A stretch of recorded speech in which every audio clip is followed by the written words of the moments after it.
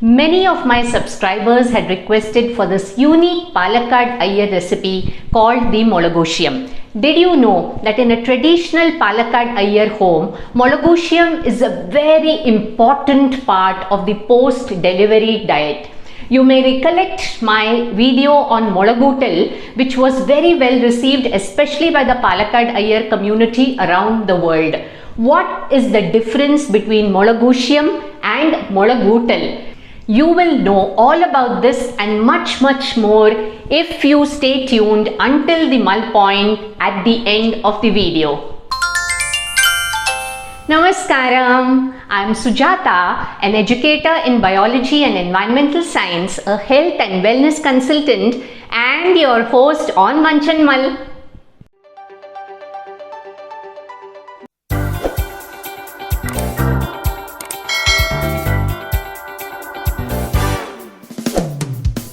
What's unique about Molagootal that makes it ideal as part of the post-delivery diet, and what other foods are recommended or should be avoided during post-delivery? For that, you need to understand the importance of the post-delivery diet. A mother's diet after giving birth to a baby needs to take care of the following. It should give her strength to recuperate her health. It needs to be nutritionally rich enough to cater for not just her health but to sustain nutrition for the baby through her breast milk. It should enhance breast milk secretion. It should enhance her mood, as women often go into postpartum depression due to extra demands on her as a new mother. It should help her vagina and uterus heal after the delivery process. So, what would be a suitable diet that meets these needs?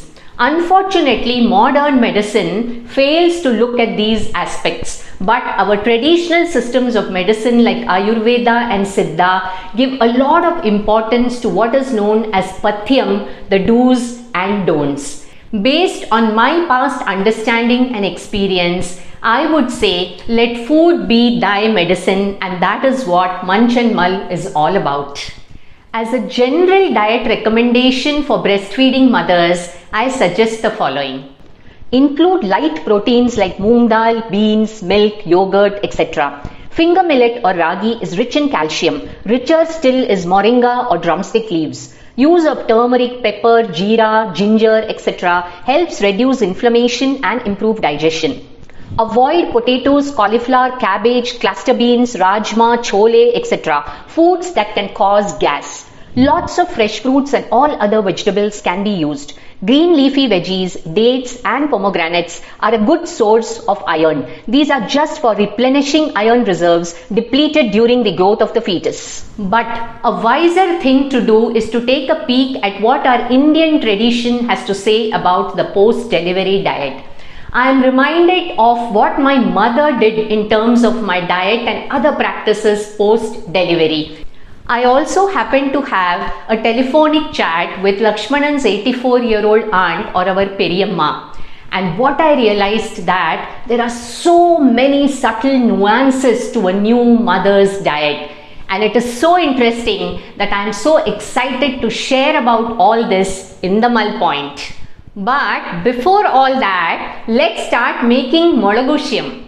Even before that, let's see the difference between Molagootal and Molagootal.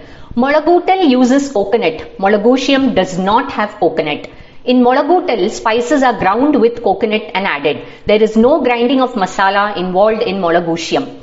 Moong dal is used in Molagootal, whereas in general, tuar dal is used in Molagootal. But the most important aspect is this. Green or red chili is used in Molagootal, but in Molagootal, it is powdered black pepper that is used. Another important difference between Molagootal and Molagootal is in the variety of vegetables that can be used. In Molagootal, a wide variety of vegetables can be used, but in Molagootal, a limited number of vegetables can be used. The most common vegetables used in the preparation of Molagootal is raw banana, yam, broad beans which is called avarakkai in Tamil or papdi in Hindi and Marathi, and vegetables from the cucurbitaceae family like ash gourd, snake gourd or cucumber. Here's a pro tip. You can either use these vegetables individually or mix them. So today I am going to be making my Molagootal using varakkai or raw banana. Now let's look at the ingredients required to make our Molagoocyam. I have taken 2 varakkais or raw bananas, a tablespoon of cold pressed coconut oil, 2 teaspoons of crushed pepper, 1 teaspoon of turmeric powder, 1 teaspoon of jaggery powder or a piece of jaggery, a few curry leaves, salt to taste, and 3 tablespoons of moong dal. Generally, Molagoocyam is prepared by adding moong dal, but immediate 15 days after delivery, dal is not added in the Molagoocyam. I have shown how to cut the raw banana in one of my older episodes on raw banana stir fry or varakka milk variety. You can watch that, the link of which is given above. And I will also be pressure cooking the dal separately. So here, let's start making our Molagoocyam. I have put the chopped banana into a mud pot. I am adding water. Add the curry leaves, add the turmeric powder, add the jaggery powder, and we will add 1 teaspoon of pepper powder now and 1 teaspoon later towards the end. We are not adding salt now because the vegetables take time to cook if salt is added before. So give it a mix and let this cook until it gets soft. So we'll close this. So now let's check. Here it's boiling. So you can reduce the flame to sim. Raw banana takes about 10 to 12 minutes to cook, and keep it closed and cook it. So here we can see the raw bananas have nicely cooked. See this, you can mash it. The aroma of pepper is very strong. So what I do now is mash it.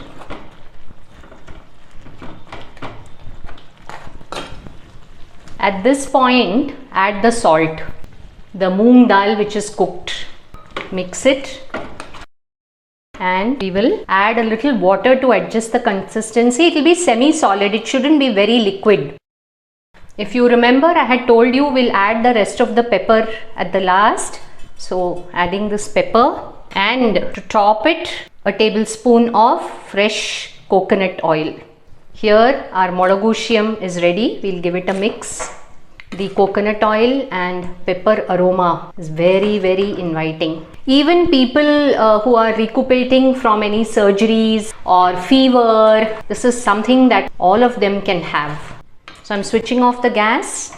Molagoocyam can be had as an accompaniment with rasam rice, or it could be just straight mixed with rice and had. It also goes very well with rotis or chapatis. Before the advent of modern medicine, for tens of thousands of years, it has been the traditional system of midwives and older women in the family to manage childbirth. Beyond doubt, there is no denying the fact that modern medical advancements have drastically reduced the mother and child mortality rate. Is it not wise to retain at least the dietary part of childbirth and pregnancy and pass on this traditional wisdom to our future generations? Let's mull over it.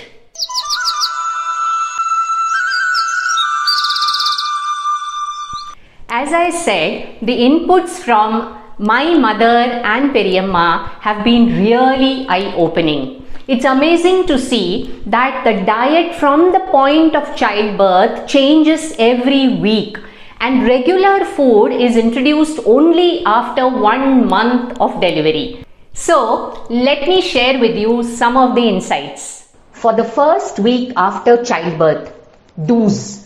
Rice and rasam without tamarind or chili, just made using black or long pepper, cumin and curry leaves. Molagoocyam made without any dal. The only vegetables allowed are raw banana, yam, cucurbits like ash gourd, snake gourd, cucumber, broad beans, which is avarai in Tamil and papdi in Hindi or Marathi. Papad, that is just dry roasted, not deep fried. To enhance breast milk production, eating betel leaves with arecanut is encouraged, but the fiber after chewing must not be swallowed. Don'ts. No milk or milk products other than small amount of ghee, no tamarind, no dals, no oil, coconut, green or red chili, no vegetables other than those above. Definitely no potatoes, cabbage, beans and greens, no pickles. For the second week after childbirth, do's. Milk or buttermilk in limited quantity is introduced. Rasam and Molagootal using black or long pepper, cumin and curry leaves continues. A tiny ball of tamarind may be added. To enhance breast milk production, eating betel leaves is encouraged, and Amma had also given me milk boiled with garlic. Don'ts: no dals, no oil, coconut, green or red chili, no vegetables other than those above. Definitely no potatoes, cabbage, beans and greens, no pickles. After the 3rd week of childbirth, do's: introduce regular food very gradually in limited quantity, checking how child is responding to each addition, as mother's food affects the child through breast milk. Gradually introduce greens, particularly moringa and agati leaves. How can I forget the extremely tasty pullapetta lehyam that Amma had given me? It is a herbal jam made with a lot of herbs. It's very similar to the Diwali lehyam recipe, the link of which is uploaded above.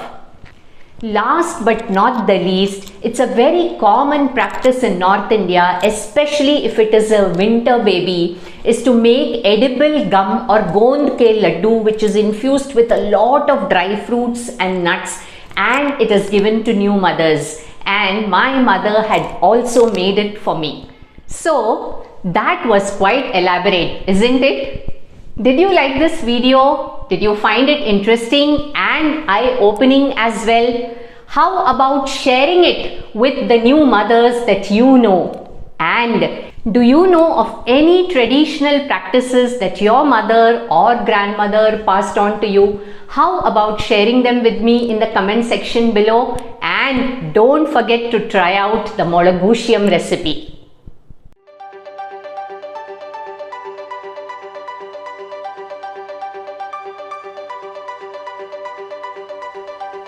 Hey, have you subscribed to Munch and Mull? Do click on the subscribe button and press the bell icon to receive notifications of my newest videos uploaded every Saturday.